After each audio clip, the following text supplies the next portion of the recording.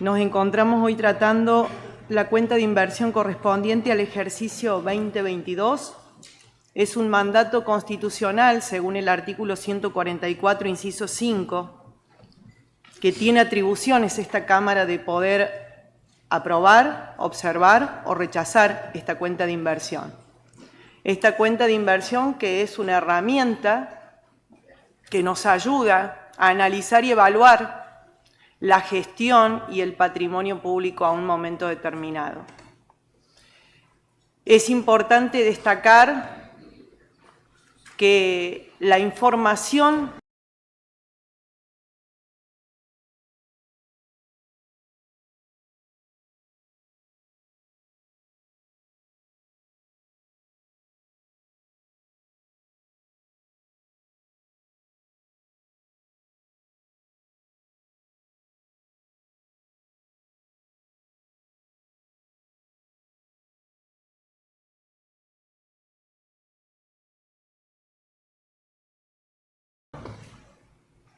es en la cual nosotros nos basamos para poder hacer este análisis. Contaduría General de la provincia elabora este informe en donde nos dice justamente dónde o cómo se ejecutaron los recursos que tiene la provincia en base a la autorización que le dio esta Cámara cuando aprobó el presupuesto. El presupuesto es justamente eso, ¿no? Las políticas y las prioridades que establece este gobierno y la cuenta de inversión, cómo se han ejecutado y cómo se han cumplido. Quiero mencionar que hace 2 semanas aproximadamente vinieron a la Cámara, a la Comisión precisamente de Finanzas, el Contador General de la provincia, Marone, y el Subcontador General, Alita. Es costumbre que los recibamos en la comisión porque en realidad necesitamos conocer. Nosotros recibimos, por un lado tenemos una foto al momento de la aprobación o cuando ingresa el presupuesto a esta Cámara y después tenemos otra foto cuando ese presupuesto se ha ejecutado. Y todo lo que pasa en el medio nosotros no lo podemos conocer, saber, y por la falta de transparencia que tiene esta provincia tampoco está publicado. Entonces vinieron los contadores, gentilmente respondieron, en mi caso, a más o menos 22 preguntas, de las cuales unas precisamente las respondieron, otras las respondieron de manera escueta y otras quedaron en responder. Y es la primera vez en este año que no hemos recibido las respuestas correspondientes. Quiero decir de que una vez más vemos cómo el Poder Ejecutivo interfiere en este caso en la atribución que tiene la Cámara de controlar las cuentas de inversión, porque para controlarlas, para observarlas, para aprobarlas o rechazarlas, necesitamos información. Debo decir también que en cuanto al plazo, se presentó en el plazo correspondiente, el 30 de junio, y en cuanto a la forma, también debo aclarar que la cuenta ingresó con el faltante de 2 balances y uno de ellos le faltaban los sellos del profesional interviniente, también con su informe de auditor que faltaba en el mismo. Cuando vinieron los contadores, trajeron físicamente el balance del centro de oportunidades con los sellos y con el informe de auditor, que fueron anexados al legajo del expediente, y uno de los balances que faltaban, que era el de Zona Franca, quedando aún el faltante de otro de ente desconcentrado. Y esto lo destaco porque la información debe ser completa. Los contadores también trajeron un acta que emitió el Tribunal de Cuentas, que asistió a la Contaduría General por pedido de una diputada de nuestro bloque, en cuanto a un faltante que nosotros habíamos observado el año pasado en la cuenta corriente dólares estampilla, que fue una de las cuestiones y de las preguntas que nosotros solicitamos y que no se nos respondió. Pasado un año después, al no haber tenido la respuesta, y esta información influye precisamente en la cuenta de inversión que estamos analizando ahora, se pidió esta información. Y la respuesta fue que fue un error en la elaboración de la planilla de los movimientos de moneda extranjera, porque se había puesto un número especificado y en realidad debería haber sido dolarizado. Pero una vez más repito que esto obstaculiza nuestra atribución constitucional de control de las finanzas del Estado. Esta cuenta nos dice de que tiene un superávit de 4.459 millones, pero cuando nosotros comenzamos a analizar los recursos que se enumeran, podemos ver específicamente que 11.600 millones corresponden a la venta de títulos. Una vez más, es como un déjà vu. Es como que ya los últimos 3 ejercicios también lo dijimos y en este también. Si a nosotros a ese superávit le restamos este resultado por la venta de títulos, nos da un déficit de 7.172 millones de pesos. Se vendieron títulos de la deuda, el contador manifestó en esta oportunidad que al día de hoy ya no quedan títulos de esa deuda que se generó entre nación y provincia.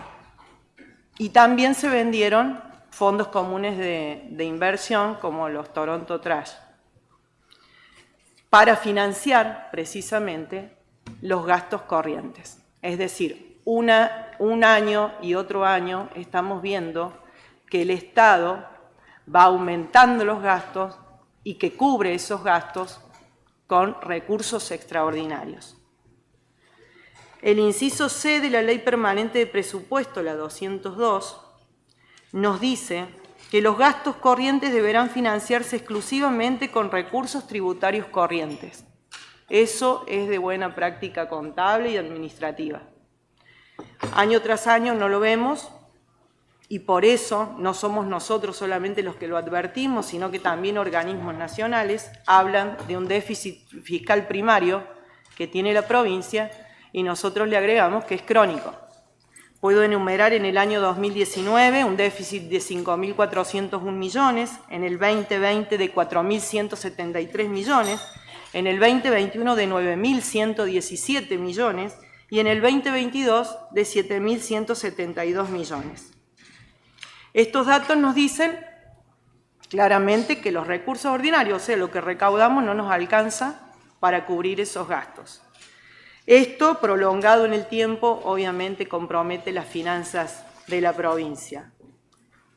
Tenemos un crecimiento del gasto que va por encima de los recursos ordinarios. Esto se ha dado año tras año. Un ejemplo, del 2021 al 2022 el gasto creció un 79% y no se condice con el crecimiento de los recursos. Por lo tanto, hay que recurrir sí o sí a vender estas reservas, o los títulos en este caso. El inciso A de la misma ley de presupuesto nos dice: la tasa de crecimiento anual del gasto corriente no deberá superar la tasa de crecimiento anual del Producto Bruto Geográfico. Si la tasa de variación del Producto Bruto Geográfico resultara negativo, el gasto corriente a lo sumo deberá mantenerse constante. Pero en esta provincia tampoco conocemos el Producto Bruto Geográfico, lo hemos preguntado cuando han venido algunos funcionarios y tampoco lo podemos conocer. Lo que sí sabemos es que el gasto ha crecido por encima de los recursos. Entonces, 4 años que venimos con este déficit crónico y este problema estructural y que la verdad reconocemos y advertimos. Y creo que los sanluiseños también lo hicieron, por eso votaron de esa manera. Esto es precisamente responde a un modelo, no es por casualidad que le salen mal las cosas. Realmente esto está pensado y planeado.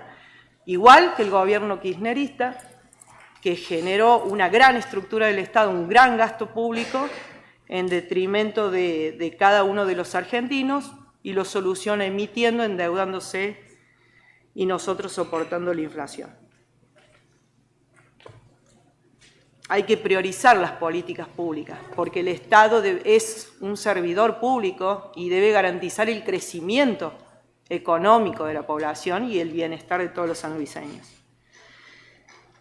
Esta es una constante. Nosotros Si pudiéramos decir que estos recursos extraordinarios fueron utilizados para mejorar la situación de San Luis, podríamos estar hablando de otra manera, pero lamentablemente los índices se han agudizado, son problemáticos, los índices socioeconómicos destacan a esta provincia como una provincia que está en serios problemas, con una pobreza mayor que la media nacional, con un problema en cuanto a la pobreza infantil, los empleos del sector privado que han bajado también. Entonces, vuelvo a decir, esto no es por casualidad. Lamentablemente, esto es parte de un modelo que aún hoy, al ya ser un gobierno saliente, sigue generando gasto, sigue ampliando partidas, sigue generando gastos millonarios y sigue comprometiendo el ejercicio futuro y el gobierno que eligieron los sanluiseños. Quiero mencionar que en 45 escasos días hemos tenido 25 llamados a licitaciones de distinto tipo, de compra de vehículos, camionetas y también de dispositivos electrónicos, por ejemplo, por 137 millones. Hoy nos desayunamos acá con este tratamiento sobre tablas para agrandar la estructura de la Cámara Legislativa.